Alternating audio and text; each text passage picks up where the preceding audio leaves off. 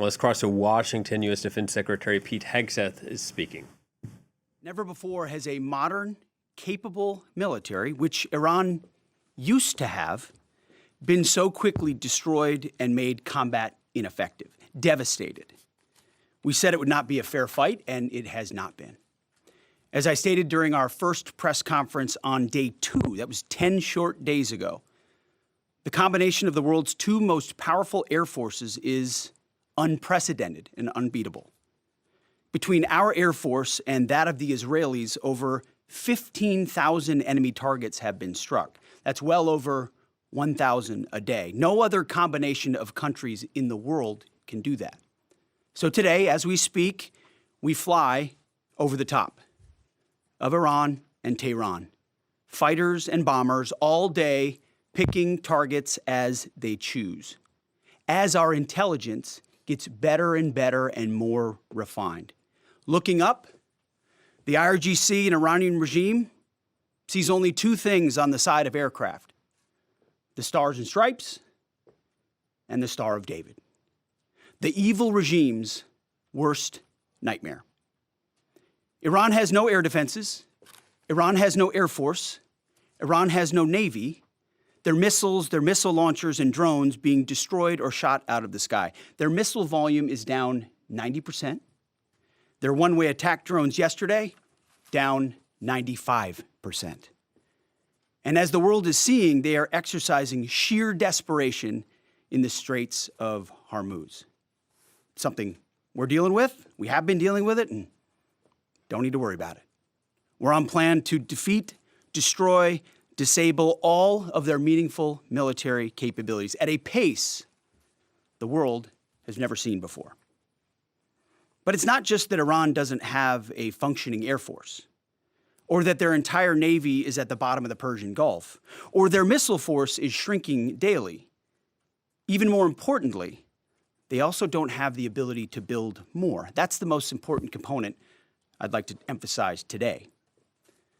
Soon and very soon, all of Iran's defense companies will be destroyed. For example, as of 2 days ago, Iran's entire ballistic missile production capacity, every company that builds every component of those missiles, has been functionally defeated, destroyed. Buildings, complexes, and factory lines all across Iran destroyed. So we're shooting down and destroying what missiles they still have in stock, but more importantly, ensuring that they have no ability to make more. Their production lines, their military plants, their defense innovation centers defeated. Iran's leadership is in no better shape. Desperate and hiding, they've gone underground, cowering. That's what rats do. We know the new so-called not-so-supreme leader is wounded and likely disfigured.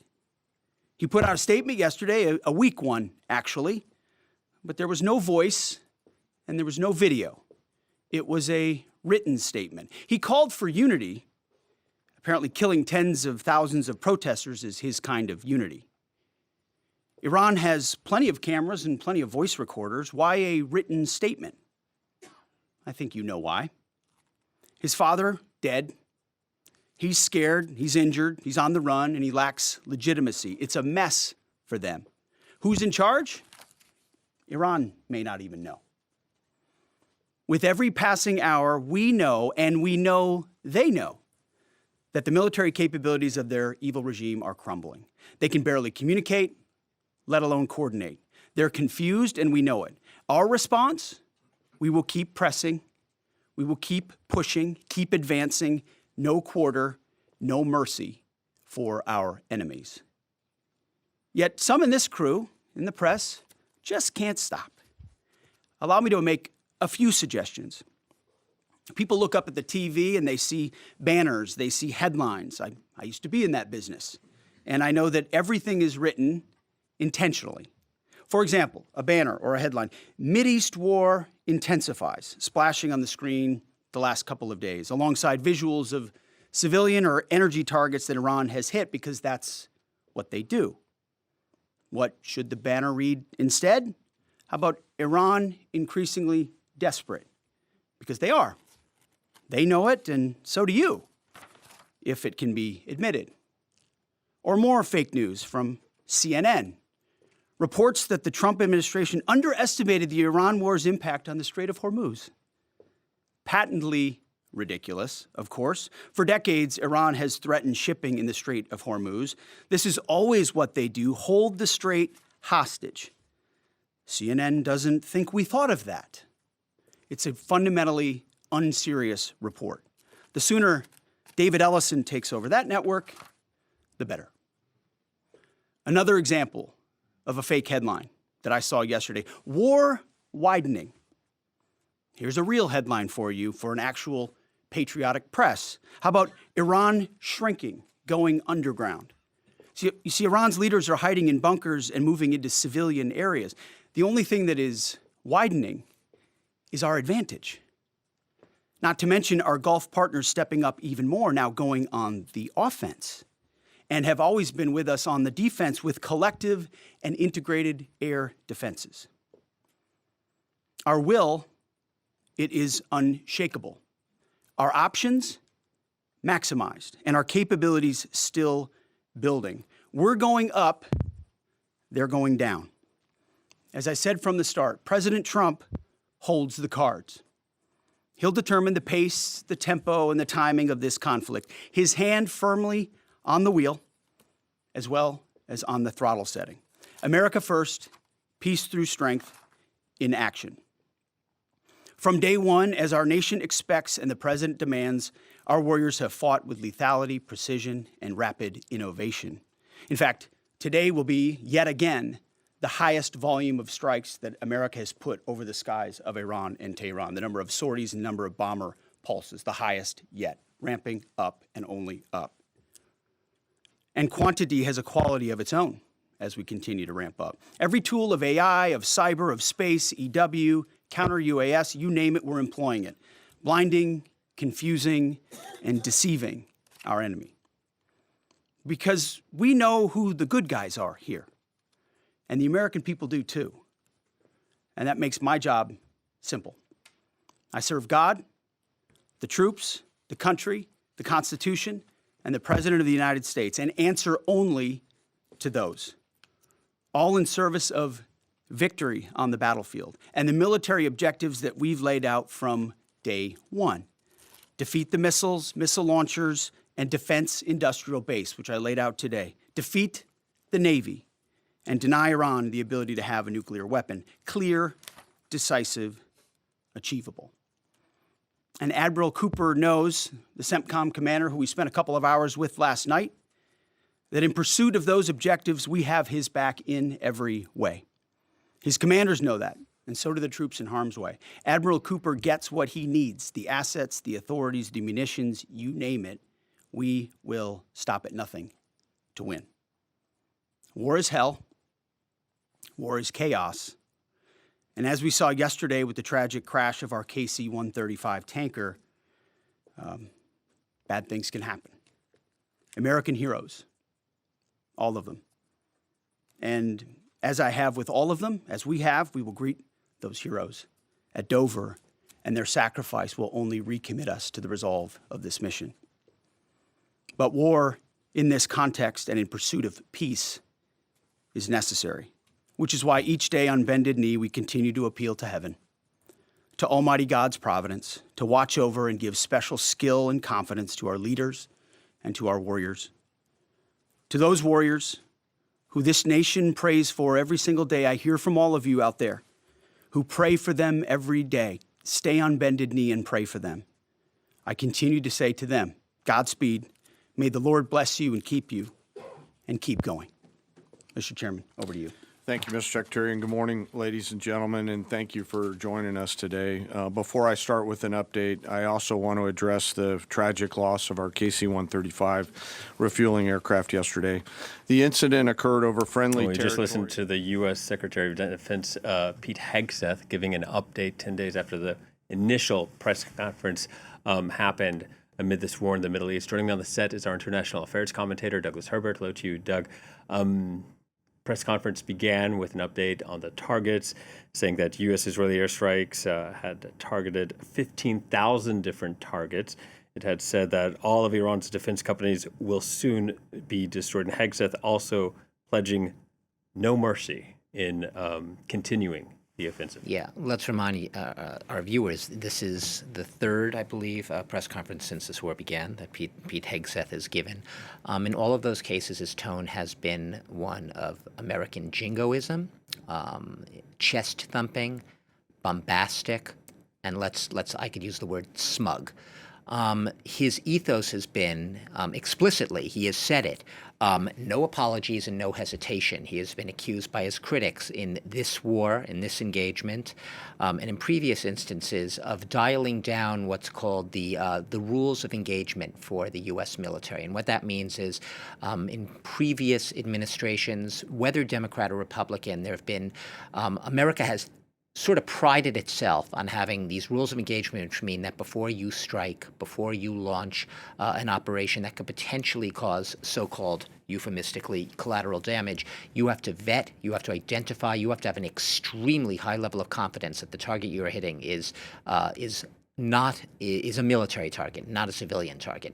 So he's been very much, the context here is he comes to this latest press conference with the war intensifying, even though he took very sharp issue with that headline and even chewed out the U.S. news outlet CNN, which reported it. But it's not the only one. The war has been intensifying. That's not, quote, fake news. That is a matter of fact to anyone who's followed the course of this war since the first strikes on February 28th. There has been more strikes, more lethal and more deadly strikes, and that is simply factual.